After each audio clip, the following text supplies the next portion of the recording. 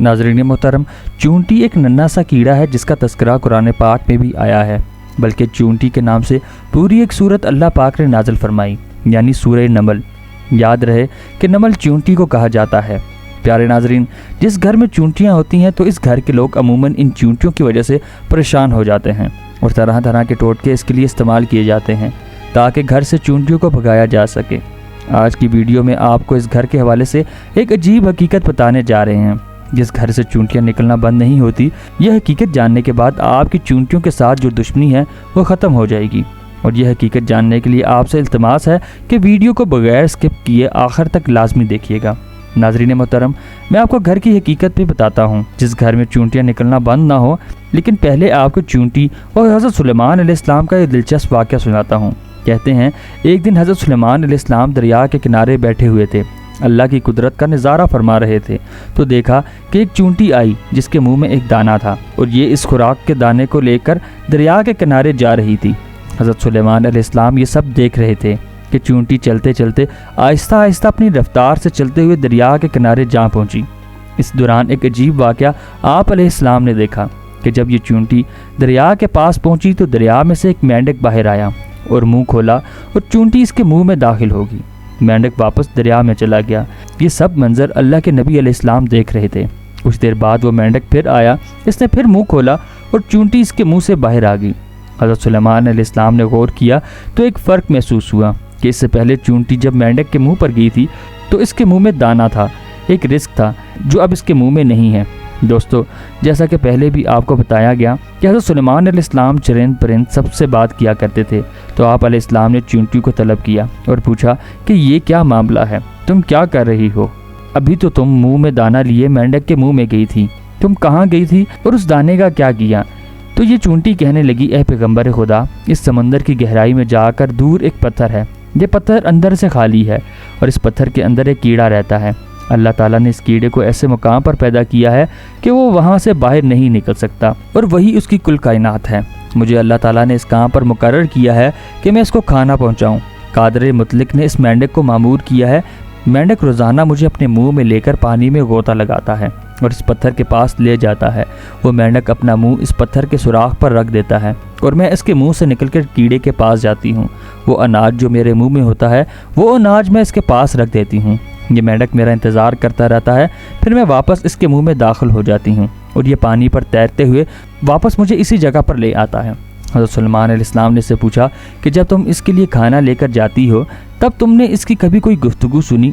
چونٹی کہنے لگی، ہاں، جب میں اس کے لیے کھانا لے کر جاتی ہوں تو ہر روز میں اس کیڑے کی گفتگو سنتی ہوں۔ حضرت سلیمان علیہ السلام نے دریافت کیا اور فرمایا کہ اس کی گفتگو کیا ہے؟ وہ کیڑا کیا کہتا ہے؟ چونٹی بولی، وہ کیڑا کہتا ہے کہ اے وہ ذات جس نے سمندر کی گہرائی میں بھی اس پتھر کے اندر مجھے نہیں بھلایا، اپنے مومن بندوں پر اپنی رحمت کو بھی مت بھولنا۔ پیارے ناظرین، یہ تھا واقعہ چونٹی اور حضرت سلیمان علیہ السلام کا۔ ہم آپ کو چونٹی کا ایک اور دلچسپ واقعہ بھی سنائیں گے، لیکن اس سے پہلے آپ کو یہ بتاتا چلوں کہ گھر سے چونٹیوں کا مسلسل نکلنا کس بات کی طرف اشارہ کرتا ہے۔ تو غور سے سن لیجئے کہ اہل دانش کے مطابق جس گھر میں چونٹیاں نکلنا بند نہ ہوں تو اس بات کی نشانی ہے کہ وہاں رزق کی فراوانی ہے۔ میری بہنیں اور میرے بھائی، اب خود ہی سوچ لیجئے ہمارے گھروں میں موجود چونٹیاں ہمارے بارے میں کیا بتاتی ہیں، لیکن افسوس کہ ہم ان کو بھگانے کے چکر میں ہوتے ہیں۔ ہماری بہنیں بھی ایسے ٹوٹکے کی تلاش میں رہتی ہیں جن سے چونٹیاں ختم ہو جائیں، تو خدارا ایسا مت کیجیے، اپنے گھروں سے چونٹیوں کو مت نکالیے، یہ آپ کے گھر کے رزق کی فراوانی کی وجہ سے ہیں اور اپنے حصے کا رزق لیے آپ کے گھر میں موجود ہوتی ہیں۔ اس لیے چاہیے کہ چونٹیوں کو خطرناک طرح کی ادویات کے ساتھ قتل نہ کیا جائے، بلکہ یہ تو آپ کے رزق کی فراوانی کی جانب اشارہ کرتی ہیں۔ ان کو دیکھ کر ان سے دشمنی نہیں کرنی چاہیے اور ان کو مارنا بھی نہیں چاہیے۔ پیاری بہنوں اور میرے بھائیوں، آپ نے گھر میں چونٹیوں کی موجودگی کے حوالے سے یہ دلچسپ حقیقت جان لی۔ چلیے اب آپ کو حضرت سلیمان علیہ السلام کے دور کی ایک اور چونٹی کا واقعہ بھی سناتے ہیں، جس کا تذکرہ اللہ رب العزت نے قرآن پاک میں فرمایا ہے، اور روایت میں آتا ہے حضرت سلیمان علیہ السلام جب ان لشکروں کو لے کر جا رہے تھے اور ایک جنگل پر سے گزر ہوا جس میں چونٹیوں کا لشکر تھا۔ لشکر سلیمان علیہ السلام کو دیکھ کر ایک چونٹی نے دوسری چونٹی سے کہا کہ جاؤ اپنے سوراخوں میں چلی جاؤ، کہیں ایسا نہ ہو لشکر سلیمان چلتا ہوا تمہیں رون ڈالے اور انہیں علم بھی نہ ہو۔ حضرت حسن فرماتے ہیں اس چونٹی کا نام ہرمس تھا، جبکہ دیگر روایات کے مطابق اس کا نام شاہمور تھا، اور یہ بنو شبان کے قبیلے سے تھی۔ اور تھی بھی لنگڑی۔ خوف ہوا کہ کہیں روندی نہ جائیں گی اور پس جائیں گی۔ یہ سن کر حضرت سلیمان علیہ السلام کو تبسم بلکہ ہنسی آ گئی، اور اسی وقت اللہ تعالیٰ سے دعا کی کہ اللہ مجھے اپنی نعمتوں کا شکر ادا کرنے کا الہام کر جو تو نے مجھ پر انعام کی ہیں، مثلاً پرندوں اور حیوانوں کی زبان سکھا دینا وغیرہ، نیز جو نعمت ہے تو نے میرے والدین پر کی ہیں، اور مجھے نیک عمل کی توفیق دے جن سے تو خوش ہو، اور جب میری موت آ جائے تو مجھے اپنے نیک بندوں اور بلند رفقا میں ملا دے جو تیرے دوست ہیں۔ حضرت سلیمان علیہ السلام چونکہ جانوروں کی بولی سمجھ رہے تھے، اس کی بات کو بھی سمجھ گئے اور بے اختیار ہنسی آ گئی۔